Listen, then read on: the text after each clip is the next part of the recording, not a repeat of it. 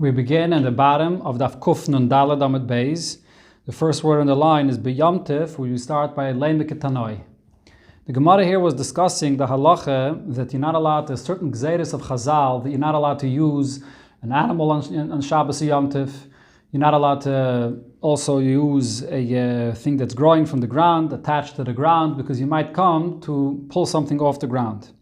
And the discussion was, B'Neget Tzadin. Are you allowed to use the sides of an animal, like in the case where Rabba was sliding his son down the side of an animal, or in the case of a sukkah, when you're using the side of a tree to support the walls of a sukkah or to support the schach? So the Gemara now suggests that this is a machlokes tanoi. Leimek tanoi, should we say that this subject is a machlokes tanoim? It says in the Braise, ein oilen la b'yom tov. You're not allowed to go into the sukkah that's built. Here we're talking about a sukkah that's built with two walls, man-made walls, and is connecting these two walls to the tree, to the side of the tree. So the Tanakama says you can't go into it on Yom Tov. Shimon ben Elazar, Rab Shimon ben Elazar says, Mishum Rab Meir, oilen la b'yom tov. You could go into it on Yom Tov. My love, doesn't it seem like this is what their argument is about? Tanakama says, because you're supporting your walls on this side of the tree, so therefore the tzadin are asur. And Rab Shimon ben Elazar holds, Rab Meir holds, that if you're supporting it on the side of the tree, mutarim, that it's allowed. So this would seem to be the machlokes. Amar Abaye, so Abaye answers, no. Everybody would agree that using the side of a tree is not permitted. The argument of here is the side of a side. That's what they're arguing about. What's really happening over here is he's putting the walls into the sukkah.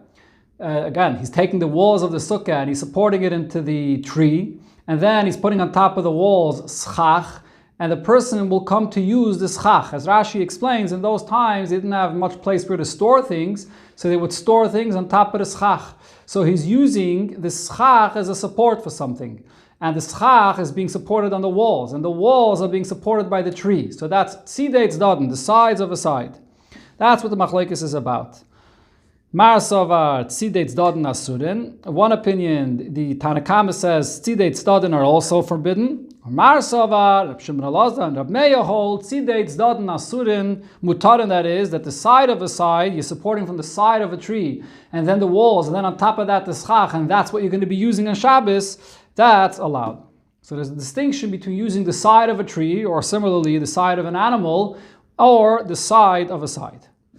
Rava says, no, there's no such a distinction. Man da'asa b'tzdadin, the one that says that the side is not allowed to be used, asa nami b'tzidei tzadin, says that also the side of a side is not allowed either. On man deshari b'tzidei tzadin, and the one that says that the side of a side is allowed, shari nami b'tzdadin, says that the side of the tree is also allowed. So these two go together. You can't make this distinction. So according to Rava, this is in fact a machlokes tanoim, whether you could use the side of a tree on Shabbos or Yom Tov.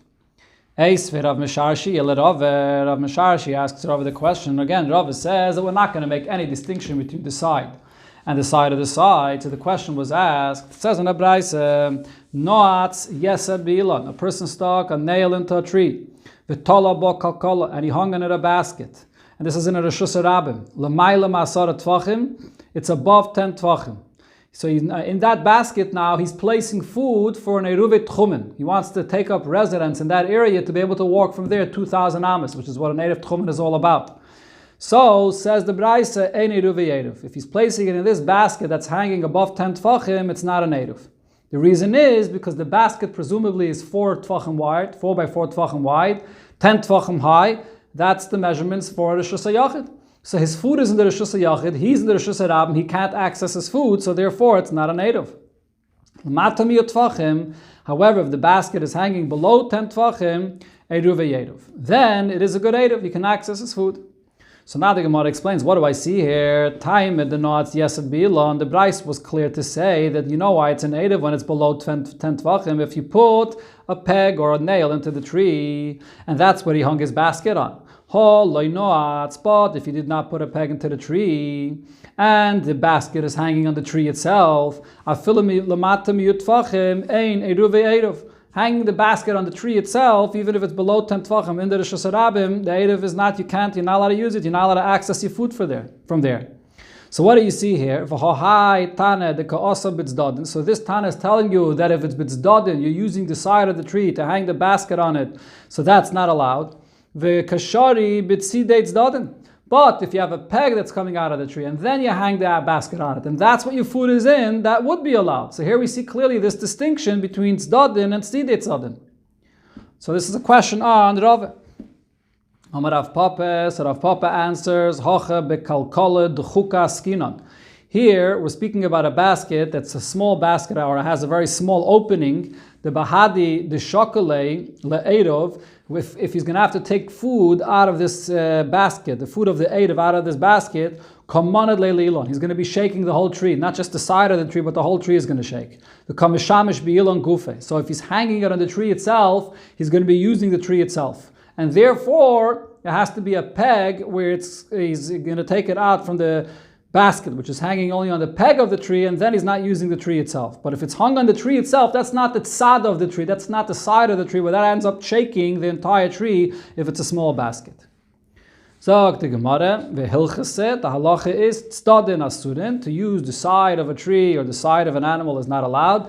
Tzidei tzadin, the side of the side, mutarim, that is allowed. Amar Ravashi says, Hashtad Amrit, now that you said tzadin asurin, that the side is not allowed, Haidarge de midla, a ladder, that you raise up a ladder. Leilin chayinish adikla, do not lean it on the side of the tree. The havalud tzadin, this is the isser of using the tree, even the side of the tree.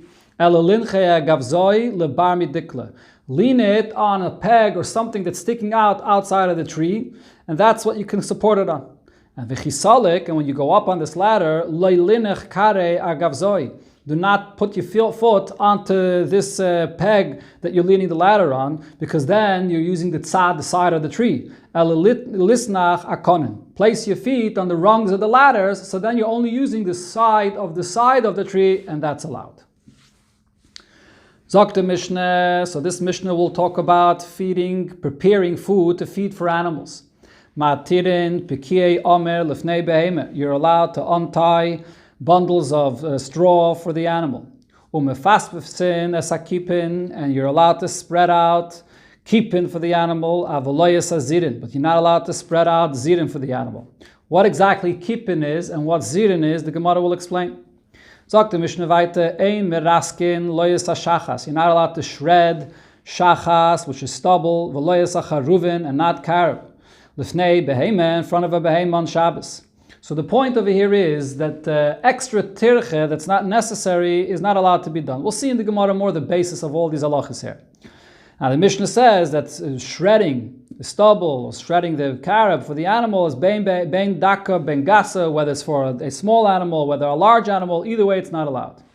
Rabbi Yehuda mater b'charuvin ledaka. Rabbi Yehuda says if it's a small animal that has weaker teeth, and it can't eat unless you're going to shred it for it, so it's going to be allowed to shred it for the animal.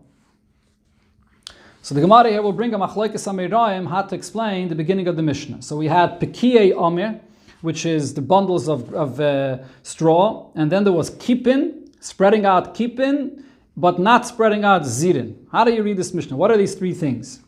Amar Rav Huna explains, hein pekiyin, hein kipin. Pekiyin and kipin are the same thing. They're bundles of straw. What's the difference between them? Pekiyin is trei. Pekiyin is a bundle of two together, and kipin klosa. And kipin is bundle that has three in it together. It's the only difference, but it's really the same thing. Zirin, what are zirin? The arzi. Zirin is pieces of wood from a cedar tree. Which, as Rashi explains, these pieces of wood of a cedar tree are l'chatchila usually designated for firewood. But if it's not going to be used for firewood, you could also use it and open it up and feed it for the animals. So the pshat in the Mishnah, the way you read it is as follows. Matirin, pikiei, omer lefnei beheme. You could untie the bundles of straw for the animal, umefaspasin, and you could also spread it out for the animals. The same thing also when it comes to kipin, which as we said is the same thing. It's just as a smaller bundle. You could also untie it and spread it out for the animals. Avaloya says zirin. Zirin, you're not allowed to untie, you're not allowed to make it available and edible for the animals. Loyla fasfis, not to spread it out. Veloyla hater, and not to open up the bundle. This is the way Rav Huna learns pshat in the Mishnah. So the Pkiye Omer and the Kippin go together really, and Zirin is separate. Zirin, Loyas Zirin, Zirin is not allowed at all. You're not allowed to prepare that for the animal. What's the pshat? What's the basis of this pshat in the Mishnah?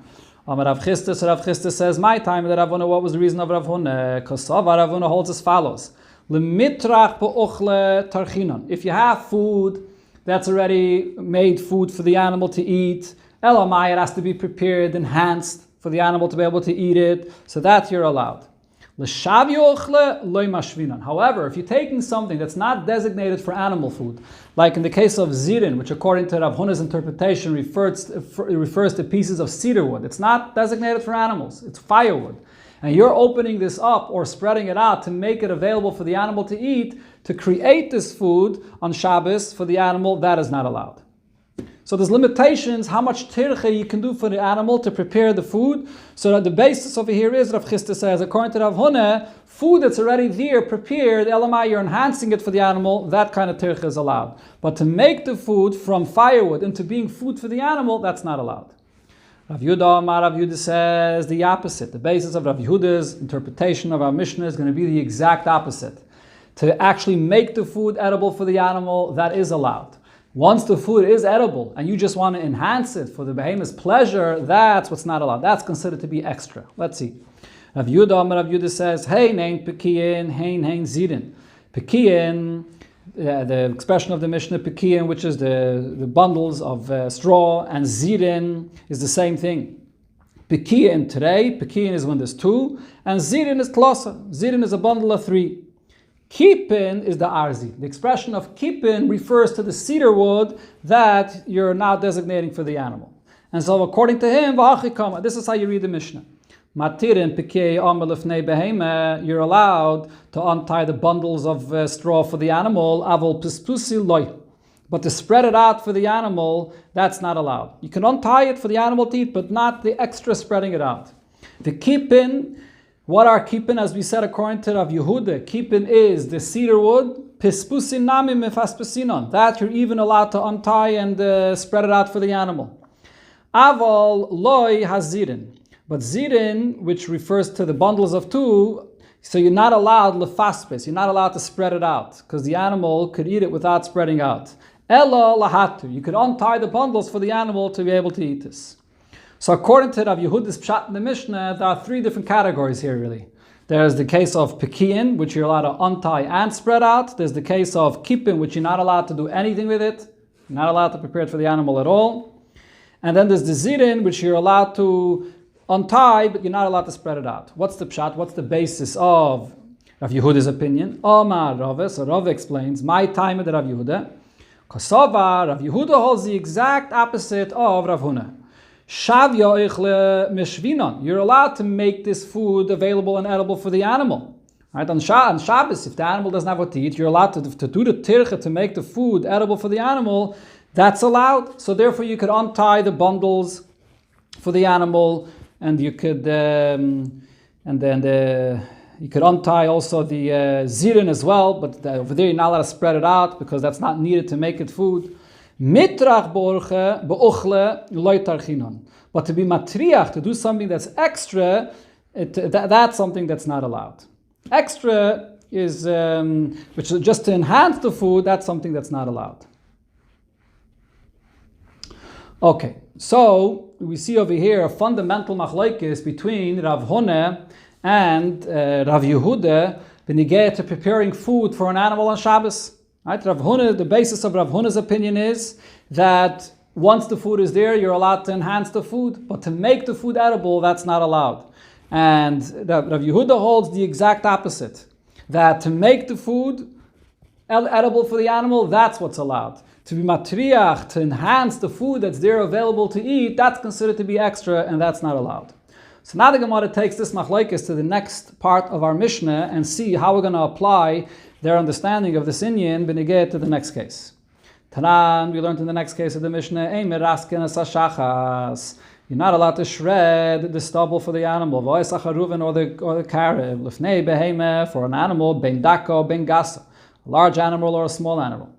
My love, don't you think the pshat here is charuvin dum yedeshachas? What are we talking about? We're talking about carib that's similar to stubble. Ma shachas derachichi, just like shachas is soft and it's edible already. Av charuvin derachichi, so too the charuvin, we're talking about carob that's soft and ready to eat. It's already edible. Alma, what do we see? What's the pshat in our Mishnah when it says that you're not allowed to shred this on Shabbos? Loi tarchinan bochle. What our Mishnah is teaching us is, once it's already food for the animal, you're not allowed to be matriach to enhance the food. Tiyofte de Rav Huna. So this refutes Rav Huna's opinion that says that you are allowed to enhance the food. You're not allowed to make something into food lechatchila, like when you take the cedar wood to make it into food, but you are allowed to enhance the food. But here in our Mishnah, it seems to be saying that you're not allowed to enhance the food. Amalach Rav Huna will answer you, loy. That's not the pshat in our Mishnah. Shachas dum yida charuvin. It's the other way around. The shachas, the stubble that it speaks about here, is similar to carob. Ma charuvin, just like the carobs, the buxer, the carob, we call buxer in Yiddish, or the carobs.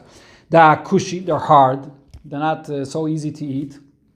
Av shachas, da kushi. So too, the shachas that we're talking about is stubble that's too hard for the animals to eat. And therefore, by you shredding it, you're making it into food. And that's, like Rav Huna said, to make food on Shabbos for the animal, that's not allowed. You're allowed to enhance it, but you're not allowed to make it edible for the animal on Shabbos.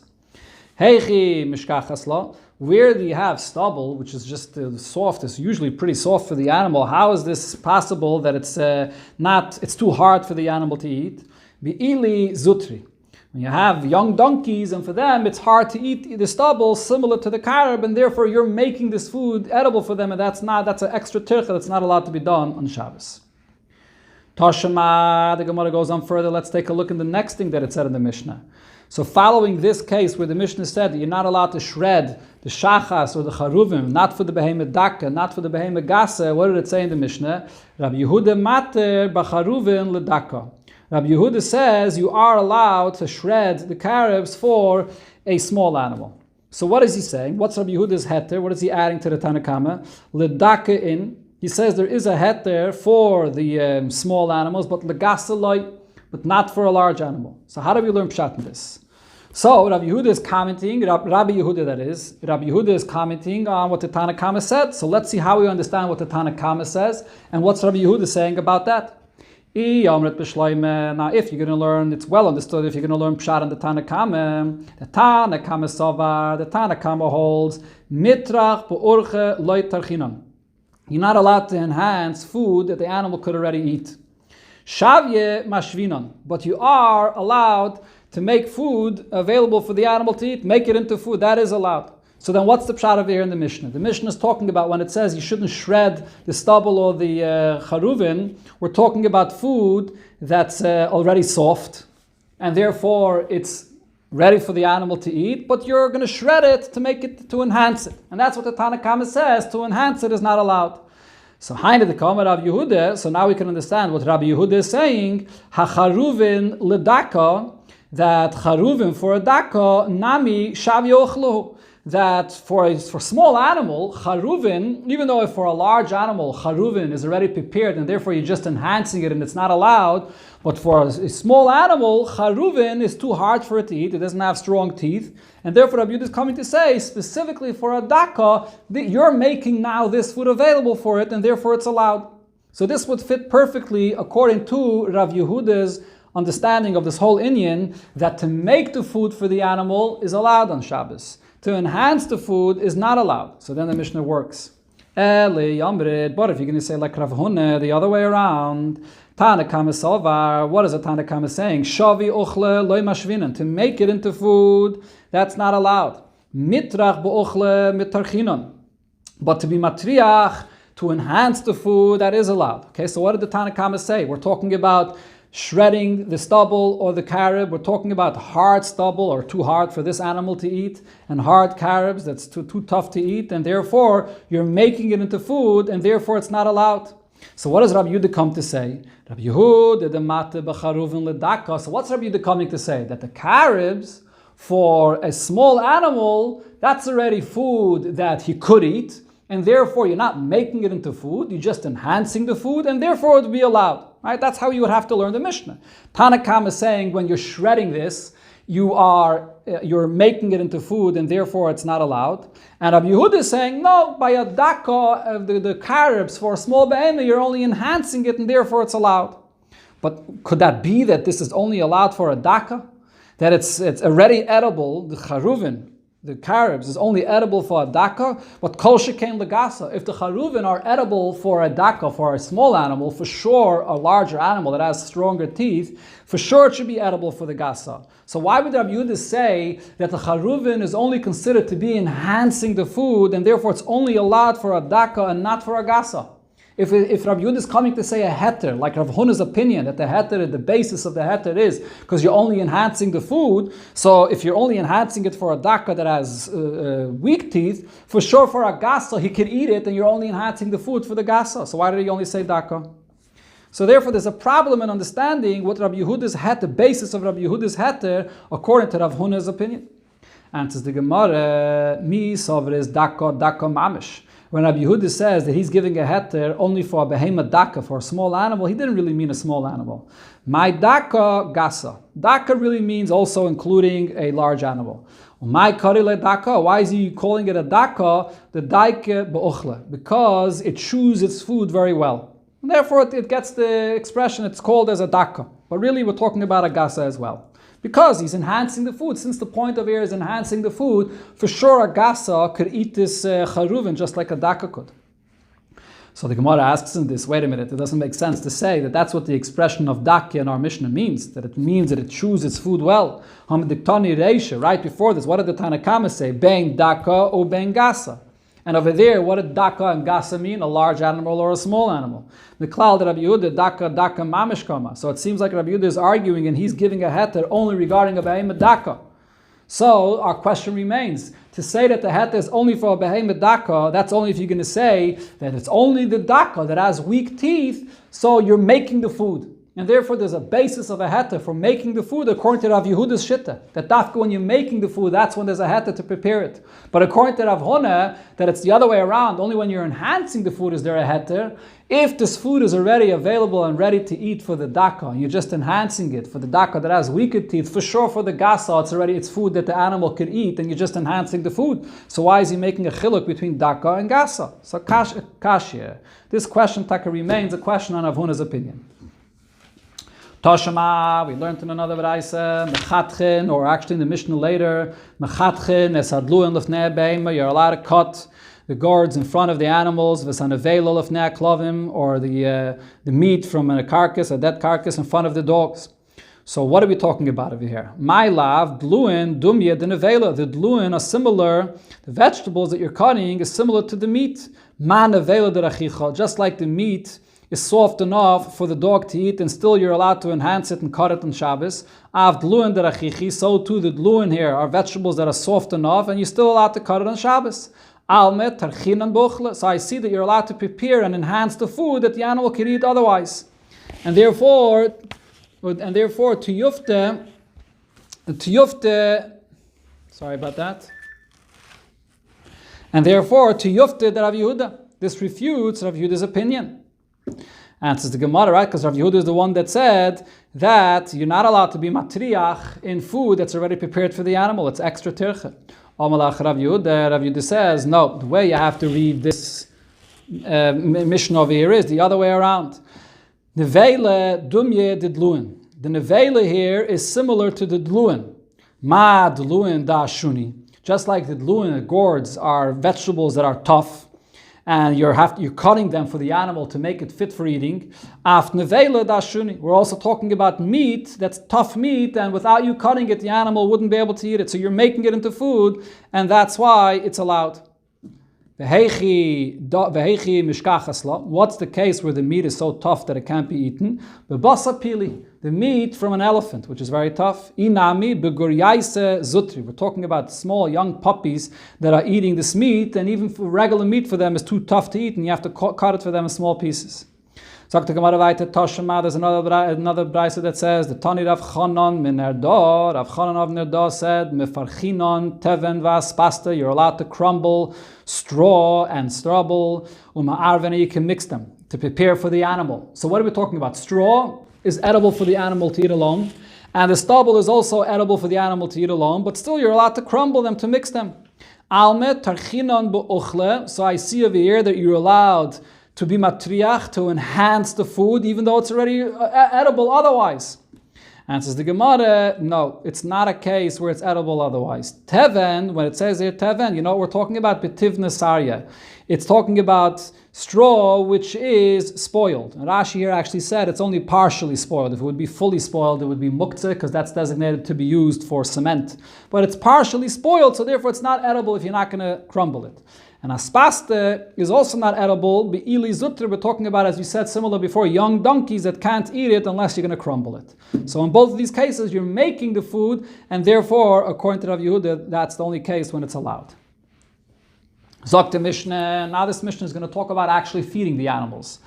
That you're only allowed to feed the animals in what's necessary to feed them, but not with extra exertion, extra tircha that's not necessary. So the Mishnah here uses all kinds of expressions regarding feeding the animals, and we'll see in the Gemara more clarity on these expressions. Ein oivsin is hagamal, you're not allowed to force feed a camel. V'lei dorsin is also force feeding, but not to such a great extent. You're forcing food down its throat. Aval mal'itin. Mal'itin is allowed, as we'll see in the Gemara what mal'itin means. Ve'ein ma'amirin is hagalim, you're not allowed to do ma'amirin, also a form of force feeding the calves. Aval mal'itin. But mal'itin is allowed. Umahalketin l'tarnagoylin, you're allowed to force feed the chickens. Sagt the Mishnah weiter, v'noisnin mayim l'mursan, you're allowed to put water into the grain that you give to the animals. Avoloi goyvlin, but you're not allowed to mix it, which would be a problem with lush, the malacha of lush when you're kneading, as we'll see in the Gemara. You're not allowed to put water in front of bees or in front of the doves that live in their chicken coop, in their coops or in their nests. You are allowed to put water in front of geese, and chickens, or in front of a certain kind of pigeons. The Gemara will explain all of this. Let's see. Sagt the Gemara, "My ein oivsin." What does the term oivsin mean? You're not allowed to force feed, this expression of oivsin. Amar Rav Yehuda, ein oivsin la evus b'toich meyeha. You're not allowed to force it and force food down its throat, so much food that it's like as a basket full of food inside its stomach. Sagt the Gemara, mi ikekai gavna. Is this even possible? Could you force feed an animal so much? So the Gemara says, yes it is. The Kedama Rav Yirmiyah Midifti said, Lidi chazli yahu taya. I saw this merchant, the achla kura, he gave his animal to eat an entire core of food, which is 30 saw, which is equivalent to 144 eggs, a massive amount of food. Vat ina kura. And then he loaded on the animal also that same amount of food for the journey that it's going to take, so it should have this food to eat. So therefore, oivsin is when you're really force feeding it a lot of food. That's not allowed. That's extra strenuous activity on Shabbos, and that's not allowed on Shabbos. Zog the Gemara weiter. Ein ma'amirin. It said in the Mishnah regarding the calves that you're not allowed to do ma'amirin, but mal'itin is allowed. So here the Gemara is going to explain what ma'amirin means and what mal'itin means. Ezui hamra ve'ezui hal'ata. What is the meaning of these two expressions, ma'amirin or hamra or hal'ata? Amar Rav Yehuda, so Rav Yehuda says, hamra, the word hamra means l'makim she'eina yachayla lahachser, that you force feed the animal, you put the food down its throat in such a place that it can't bring it back. Hal'ata, what does hal'ata mean? L'makim she'yachayla lahachser. You force feed it to an extent that it could still bring the food back. That's Rav Yehuda's opinion. Rav Chisda says, no, idi, in both cases, l'makim she'eina yachayla lahachser. You're feeding the animal and putting the food in a place that it can't bring it back. V'hamra, hamra, something else. Hamra is when you force feed it bekeli, with much more force, it's being done with a keli. Hal'ata is biyad, when you're force feeding it by hand. So this is the distinction, to what extent the tircha of how much you're force feeding it, whether done with a keli or biyad. So we have here machlokes, to what extent you're allowed to force feed the animal. Rav Yehuda says that it depends if you feed it in a way that it can't bring the food back, or you feed it in a way that it could bring the food back, then it's allowed. Or Rav Chisda says the difference is whether it's being done with a keli, which is with more force, or by hand, which is with less force. Basav Rav Yosef asks a question. So it says in the Braise, Mahalketin l'tarna geilim, you could force feed the chickens. Needless to say that you're allowed to feed them. You're not allowed to feed the doves that are in their nests or the doves that are in the attic. And you definitely can't force feed them. So the Gemara is going to explain now, the Gemara now is going to explain what's the difference between mahalketin and malkitin. Force feeding and feeding, what exactly is how do we define the difference between them? My mahalketin my malkitin. What does mahalketin mean and what does malkitin mean? So now, if you're going to say mahalketin, when you're force feeding them, what that means is the safile b'yadayim. You're force feeding by hand the animal, or the chicken over here in this case. And malkitin means the shadile kamayu, that you just throw the food down in front of them. So what would that mean? Miklal. So then, looking at the next part of the braisa, the yaini shayvech v'yaini aliyah. So when it comes to the doves that are living in the attics or on their nest, mishdi kamayu namiloi. You're even not allowed to throw food in front of them, as it said there in the Braisa that even malkitin, even just to feed them, which would mean to throw food in front of them, that's not allowed either. Why not? What's the issue with that? Elolav. So don't you think the pshat over here is mahalkitin means when you're force feeding them, you're force feeding them to an extent that it can't bring back the food. Malkitin means malkitin means you're also force feeding them, but in a way that could bring back up the food. Okay, so mahalketin means force feeding in a way that you can't bring back up the food. So now let's look back in our Mishnah. In our Mishnah, mal'itin and mahalketin go together. Mal'itin and mahalketin are on the same level, which would mean that mal'itin and mahalketin both mean that you're force feeding them in a way that they can't bring the food back. So if so, miklal, so from here we could see the hamra, when it said in the Mishnah, ein mamirin, which is force feeding to a stronger degree than both mahalketin and mal'itin, bekeli. In what way is that any stronger? Even mal'itin and mahalketin both mean that you're force feeding the chicken or the animal in such a way that it can't bring the food back. So what's mamirin, which is even a stronger force feeding, which is not allowed? That's if you're doing it with a keli, that you're force feeding it in a stronger way, and that's why it's not allowed. Utiyufte the Rav Yehuda. So we refuted Rav Yehuda's opinion. Rav Yehuda said the Mishnah is not making a distinction between whether it's being done b'keli or it's being done b'yad. The difference is whether the animal can bring it back up or not. But we now showed that even mal'itin and mahalketin means that it can't bring back up the food. So mamirin means that it's being done with a keli. So this refutes what Rav Yehuda says. Amalach Rav Yehuda will answer you, la'oila mahalketin, the safile biyadayim. Really, the word mahalketin, and therefore the word mal'itin, would also mean that you're feeding it by hand. And malkitin means the shadile kamayu. And malkitin means that you're just throwing the food in front of the chickens. You're not feeding it by hand at all. So therefore, we don't have to say that mahalketin and mal'itin means that you're force feeding it to an extent that it can't bring back up the food. No, the difference over here is, are you force feeding it by hand or are you just placing the food in front of them?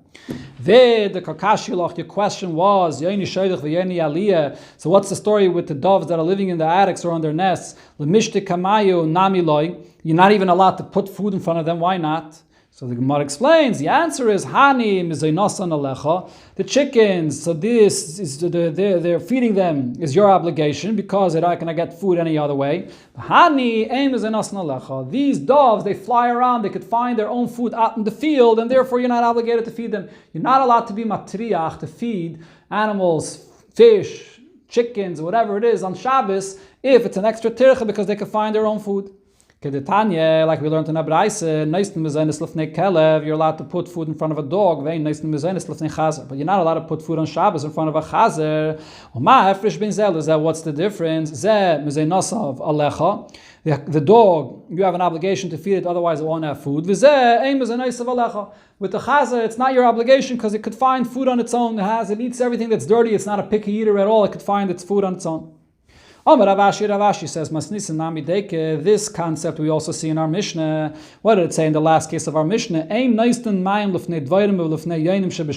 allowed to place water in front of the dvairim, in front of bees, or in front of the doves that are in their nests.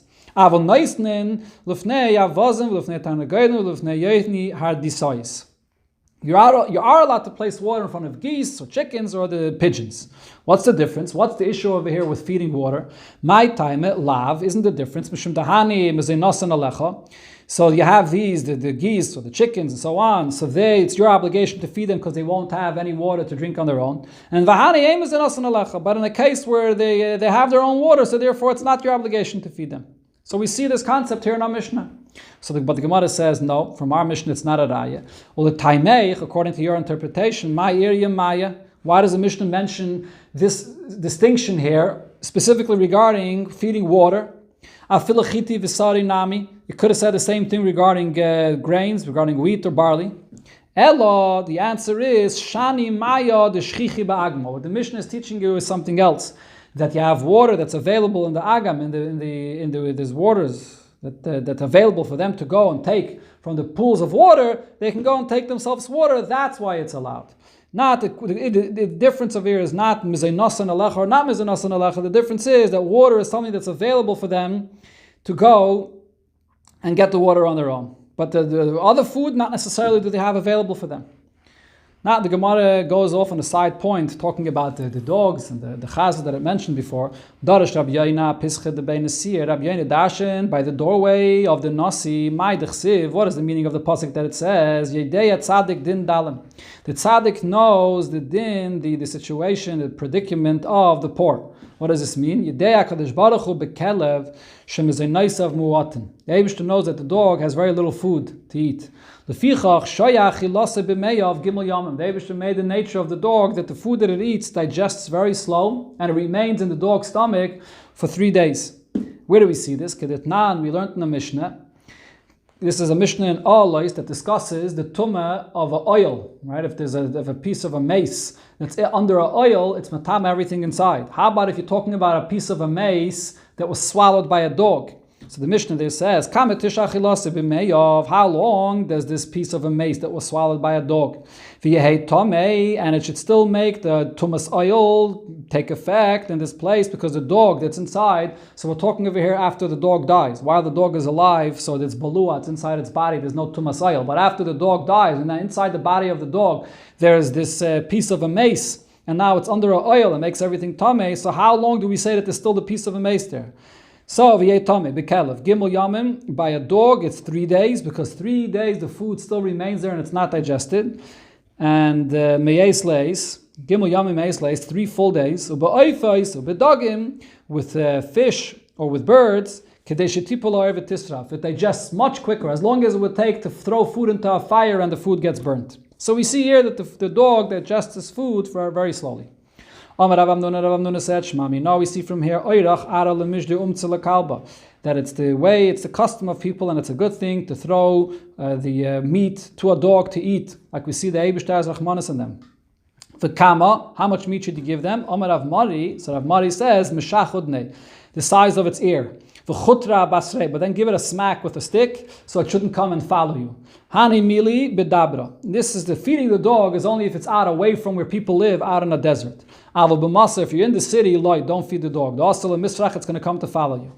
Rav Papa said, less the anya mikalba. There's nobody that's poorer than the dog that never has enough food to eat. The less the osim chazira, and there's no one that's richer than the chazer that's not picky at all and always has enough blatte and enough food to eat for itself. We learned like what Rav Yehuda said in Abraisa. So let me remind you again, what Rav Yehuda said is that the distinction of our Mishnah is when you force feed an animal, this force feeding it in a way that it could bring back up the food, that's allowed. Force feeding it to a greater degree when it can't bring up the food again, that's not allowed. So we see this in Abraisa. The Braisa says, Ezui amra ve'ezui al ota. What's hamra? And what's al ota, which is force feeding it to a lesser degree. Hamra marbitza, you lie down the animal. Upaikis espia, you force its mouth open. Umachila, and you give it to eat. Karshinin, umayim, bebasachas. The vetches and water all at the one time. And it's lying down because you want to feed it very far down in a way that it can't bring the food back up. Hal'ata is also force feeding it, but not to such a degree. Ma'achila mu'omed, you're giving it to eat while it's standing. Umashka mu'omed, and you give it to drink while it's standing. V'naisten kashinim b'fnei atzmon, you feed it vetches separately, umayim b'fnei atzmon, and water separately, but you're not feeding it together in a way that it's lying down. You could put the food very far down, and therefore the food could come back up. So over here, we see the difference of mal'itin and ma'amirin exactly the way Rav Yehuda said it.